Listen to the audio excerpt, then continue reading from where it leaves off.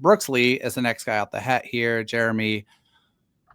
Oh, man. I mean, so starting with the positives, availability, 139 games played in 2025. And I think if you had told me before 2025, if Brooks Lee had played 139 games, I would be feeling all kinds of confident and would have made an assumption that he could at least, I'm going to call it like holding your own, put up league average performance, a 100 WRC plus. Give me that. Instead, it was 81.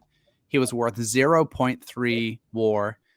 He was actually pretty much, by most measures, a league average defensive shortstop, which I think is maybe a little bit of a surprise, but he looked solid there. The offense was atrocious. 5.9% walk rate, a WOBA of 286, on base percentage of 285. I mean, it's just absolutely not good enough to keep a major league job long term. But I think we're probably in lockstep about Brooks Lee that, like, you got the starting shortstop job in 2026. Kalen Culpepper's probably going to start at AAA next year. And you're on the hot seat when he starts banging down the door. Is that your assessment of Brooks Lee too? And I guess, like, also, have you been surprised by how tough the sledding has been for him offensively in the majors? Yes, I 100% agree that he's day one shortstop, his job to lose. Yeah, the hitting has come as a surprise because I think that was kind of the calling card. Um, when he fell into the Twins' laps, I think anybody that followed that draft was just We're so excited. beside themselves excited, right? Um, and it's been disappointing. I do think again the guy's 24, right? He's it's been weird because he's come into seasons with back issues, leg Yep. issues. Um, how healthy is he actually? Because he doesn't look, he doesn't move like a 24-year-old, right? He moves Um, like us, Jeremy. he moves like a 42-year-old. Um, but again, I'm not thinking like a what do I have to do to win to compete in the AL Central next year?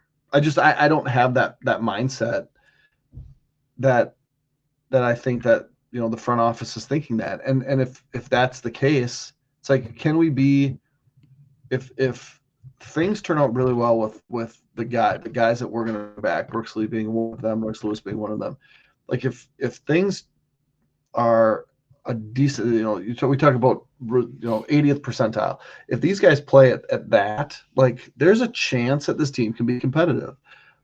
And I'd be willing to, especially with team control and with him, it's what he's a 1+ player right now, so he won't even be arbitration eligible after a full season next year. These are things that I'm willing to 100%. wait and see and pay him. I mean, he'll make less than $800,000 next year, and why wouldn't I roll the dice on a first round pick with a pedigree of getting things done as a college player, fast through the minor leagues, played well. We've just seen these back issues flare up. This year, you said what, 129 games, 139 games, 139 games. 139 games. I'm going to give him that Another 139. opportunity because you know what, he's never come into the season as the undisputed starter, right? And if he comes in, I almost think that can help with the confidence, where you're going to be, you're going to be penciled in there every day. You're not going to have to be an offensive catalyst. I would guess, 6, 7, 8, somewhere in that spot with being a switch hitter. I think there's value there. And like you said, Kalen Culpepper, when he's ready to kick the door in, if Brooks Lee's not getting it done, becomes that guy. And that's a great setup for any major league player to know, hey, I've got a job as long as I can do my job. But if I can't, there's this guy behind me. Because I think that you'll work out, it'll be okay mentally. And I think the mental part of baseball is huge. But there's also that competition that will continue to push him. So, yeah, he's another guy that I will. I'm not saying this is a pennant chasing team, but for what we expect in 2026, I'm more than okay him being the everyday shortstop. Brooks Lee's 2026 in one stat for me is his chase rate. What does his chase rate look like? Last year it was 32%. Swinging at pitches outside the zone 32% of the time. Like, no, dude. Like, you cannot do that with his excellent bat to ball skills. It's just a recipe for terrible, terrible contact. So if there's anything I'm paying attention to early in 2026, is going to be that.